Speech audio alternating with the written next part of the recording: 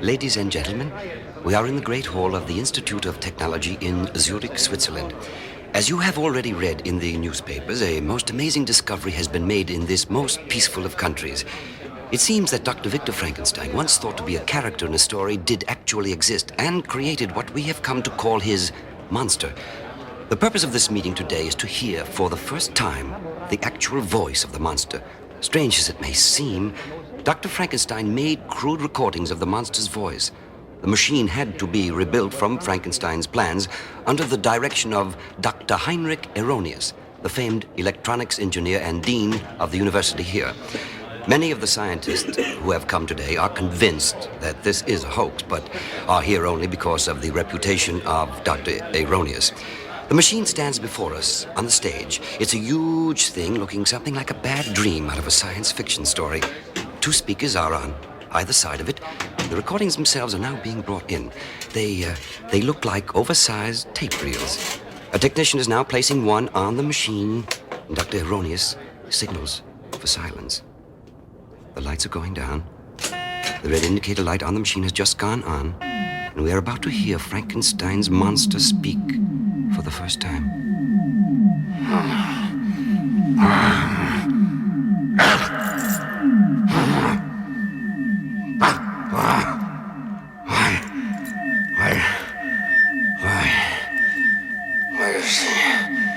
Why does he do this? What is it that he has on his... What is that he has on my head? Why must he hurt me?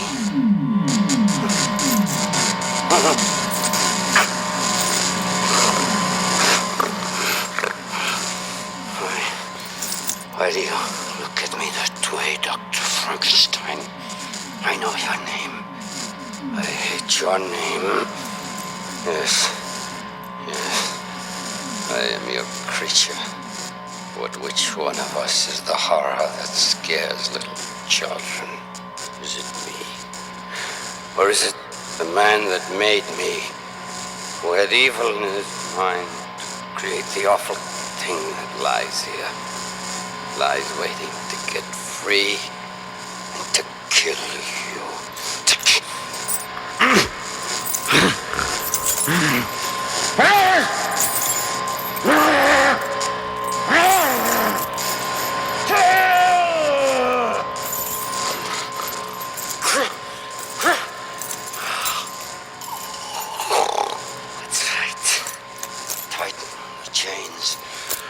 Pull the straps another notch. It will do no good. I have time.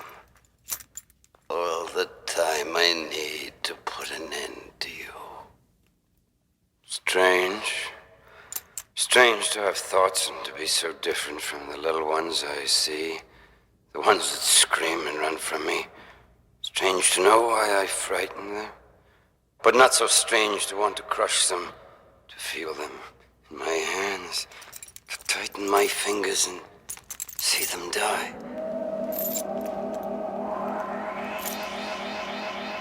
What is there about remembering? Can the little ones, the humans, remember the night they came into the world? The monster can. There was darkness, all black, cold. Did he make me from? From what grave did I come? Of what evil mixture was I compounded? In me the dead past of murderers comes to life. I have the strength of many men.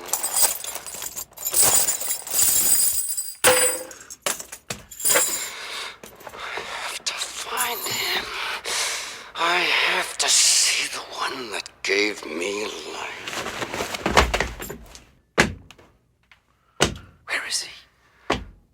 Where is Dr. Frankenstein? There's no place to hide, Dr. Frankenstein. No door to keep you from me.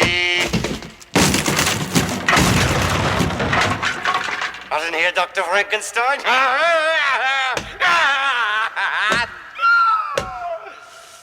Can't be far from me.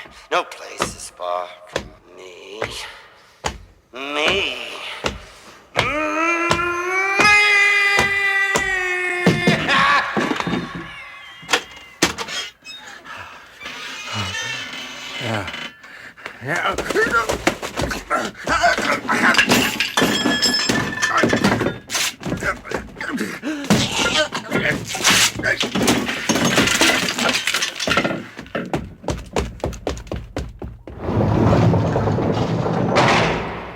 Safe for now, Dr. Frankenstein. But I will come for you. I am your death, Dr. Frankenstein, your master. I have but one purpose: to end your life. Escape if you can, Dr. Frankenstein!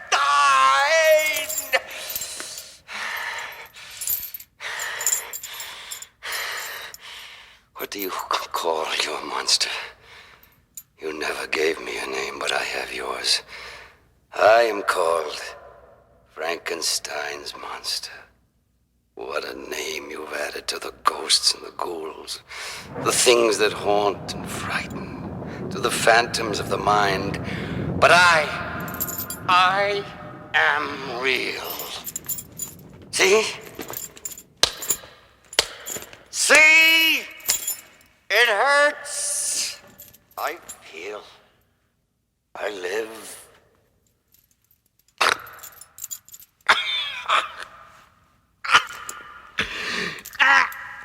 I speak. I am my words. I am the monster tied to you forever. The hell that can only free you by giving you death. That's too easy for you. Too kind. Too gentle. While you live, you suffer. I see now that's my purpose. My only revenge. Frankenstein! I give you the gift of time to understand the horror you've created. And for myself, I will amuse myself with terror and murder.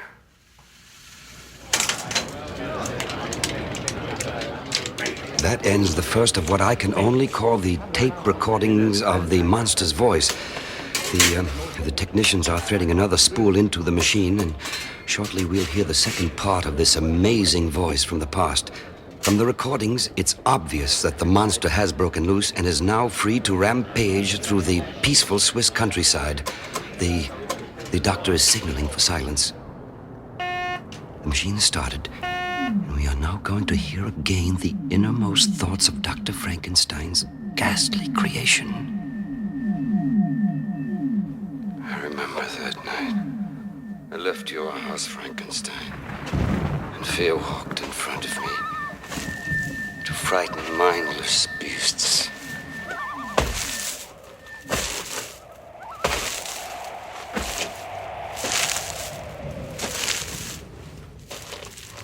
Lights, yes, lights and people, cozy and warm.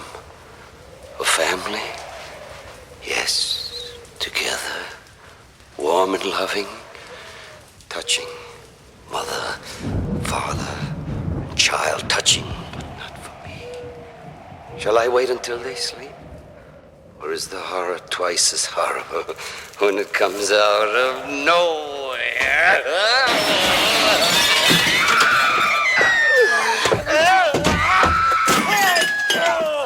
I crush!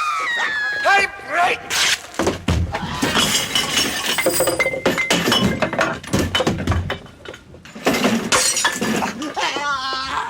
No man can stop me!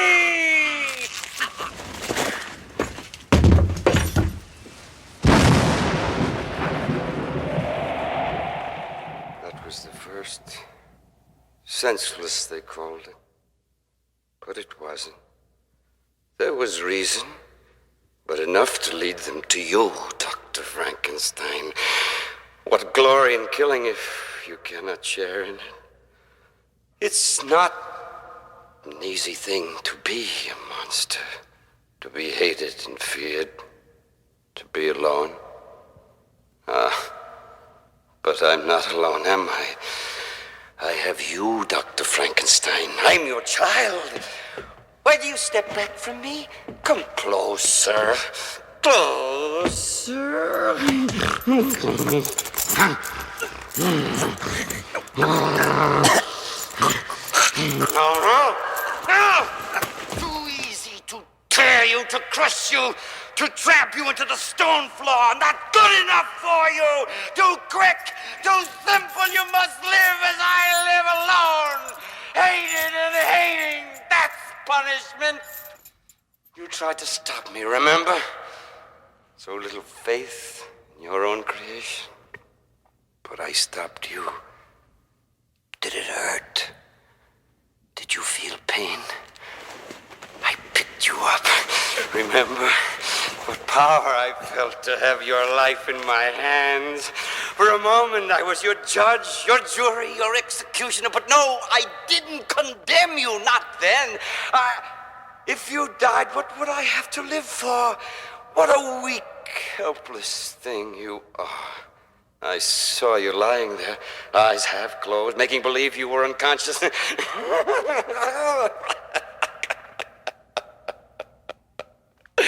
I knew you were watching, so I became your mindless monster again.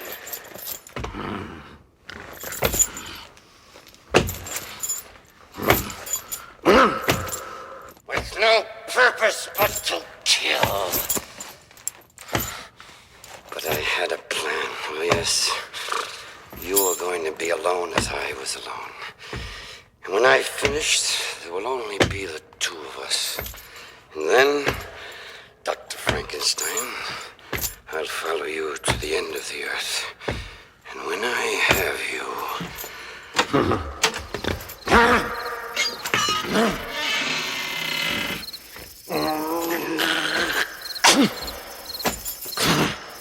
I must kill. So that we can be alone, Dr. Frankenstein, I have decided that the world must be emptied of its people. I have plenty of work. That ends the second recording. There is an increasing air of uneasiness here in the hall. I notice that the lights have been turned up brightly, and the scientists seem to have taken to looking behind them. The monster's terrifying indictment of Dr. Frankenstein is being taken seriously, and there is a great deal of speculation about what is going to happen next. The tape is ready now. The lights have gone down just slightly. I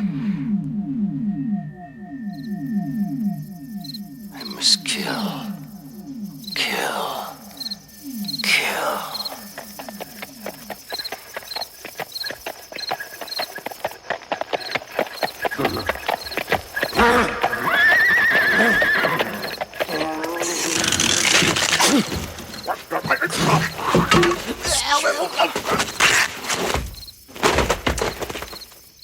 They come apart so easily.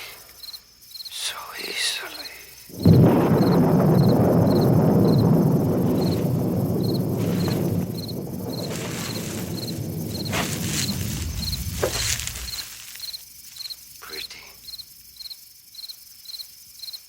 What if I asked her if I could come in, be warm, to talk, to have a friend? I won't hurt you.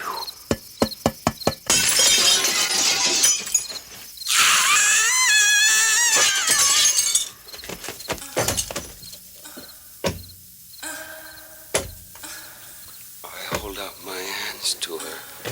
I speak to her, but she doesn't hear what I'm saying. My voice...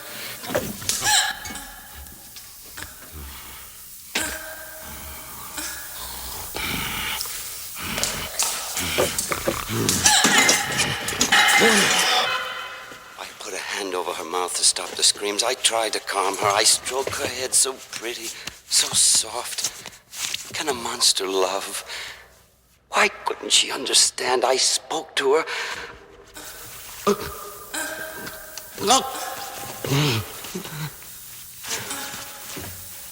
told her how I felt.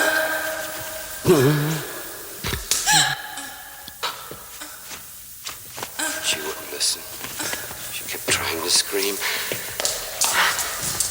I didn't want to frighten her. Not her. She tried to get away. I couldn't help it. I tried to hold her.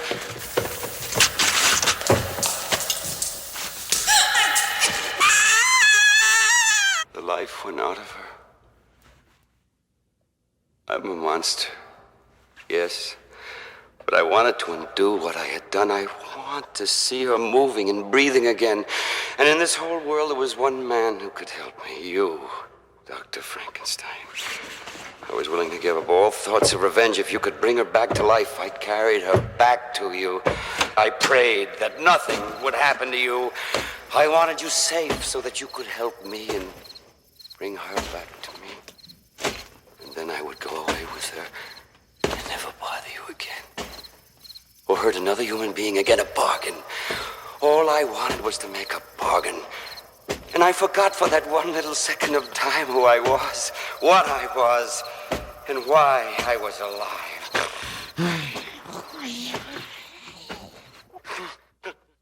But you didn't let me forget. I came back. I showed you the girl. And you called me fiend from hell. I begged, I pleaded, but you couldn't understand me. And in my concern for the girl I had killed, I let you strap me down. I thought you were going to help, so I went to this metal couch and let you put this machine on my head while she lay crumpled on the stone floor.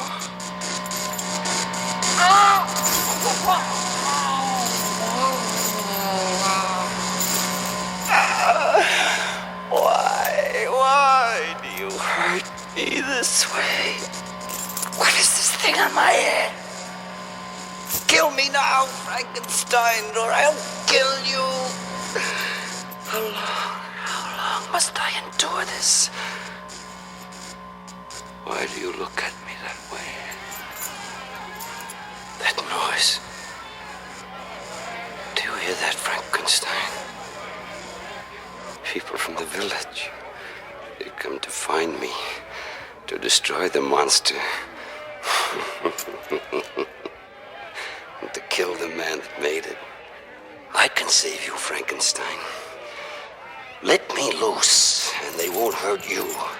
That's reserved for me. Let me up. What's that? Smell that? Untie me. They're burning the house. Let me go, Frankenstein. The fire. Come back. No.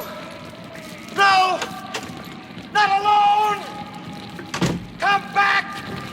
Frankenstein, come back. I wasn't made to die like this. Frankenstein, don't leave me to burn. Which one of us is the monster now? I will not die before you, Dr. Frankenstein.